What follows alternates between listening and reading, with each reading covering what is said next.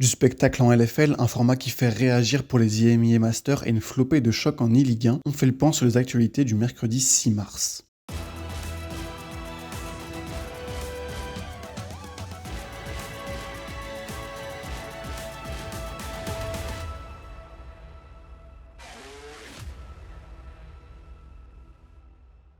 Géo devra encore attendre. La Red Storm a été privée d'une qualification pour les playoffs de la LFL par l'équipe juste devant elle au classement, la Carmine Corp Blue. Le match a été à la hauteur des attentes et est allé dans tous les sens. La KC avait créé un lead conséquent dans le mid-game en prenant tous les drakes, mais surtout grâce à un premier Nashor qui leur a permis d'ouvrir la carte. Le Blue Wall comptait même 6k gold d'avance après avoir récupéré un deuxième baron, mais c'est là que la game a explosé puisque dans cette même séquence, Géo a gratté 3 kills puis est allé prendre l'Elder. À ce moment, les deux équipes étaient de nouveau presque even au gold et le momentum avait plus ou moins changé de camp. La game était loin d'être finie, la KC tentait notamment à plusieurs reprises de backdoor. Au final, Géo prenait Elder plus Nash et n'avait plus qu'à courir tout droit, sauf qu'un dernier teamfight pixel de Minter puis de Fléchy a permis à la KC de l'emporter après plus de 49 minutes, un record dans ce spring split. Dernière seconde de l'Elder vient de tomber et l'ultimate est excellent de la part de Jésus Sixtanello. HP ça engage Fléchy, l'engage de fou furieux, Vader qui follow up, premier kill, Viago qui prend les rings, ils se sont tous pris, ils viennent tout simplement d'arracher la game.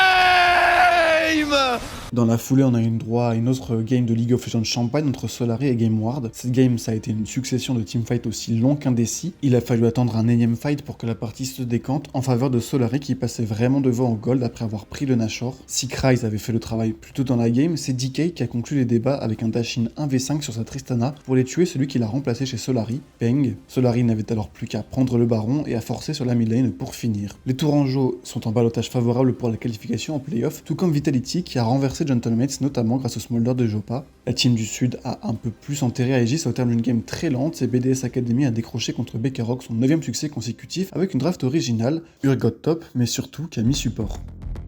On reste sur League of Legends pour parler des IMIA Masters. Riot a révélé ce mercredi le format de la compétition pour les 2 segments à venir. Pas d'énormes surprises au spring puisqu'il y aura à nouveau un play-in à 16 équipes avec 4 places à décrocher pour le main event. Comme l'an dernier, les playoffs seront disputés en BO5 dans un arbre à élimination directe. En revanche, tout change pour le segment d'été. Les IMIA Masters passent d'abord de 28 à 38 équipes. Les play-in deviennent un last chance qualifier entre 24 équipes pour seulement 3 sésames. Le main event accueillera donc les 3 qualifiés du LCQ plus les champions des 13 ERL. Et ces équipes seront réparties dans 4 groupes de 4 et se rencontreront désormais en BO3. Les 2 premiers se qualifieront en playoff dans un arbre à double élimination. Les premiers de groupe se qualifieront dans l'arbre du haut et auront donc 2 chances. Les deuxièmes de groupe iront en lower bracket et seront donc dos au mur. Cette fois, les playoffs seront disputés en BO3, à l'exception de la finale de l'arbre du bas et de la grande finale jouée en BO5. L'annonce de ce format a fait beaucoup réagir, notamment car il donne une place prépondérante aux ERL mineurs, trop selon certains acteurs de la scène compte tenu du niveau de ces ERL. Les ligues les plus fortes, l'Espagne, l'Allemagne mais aussi la France bien sûr, seront donc en revanche moins bien représentées et risquent même de n'envoyer qu'une seule équipe au main event en cas de pépin lors du LCQ.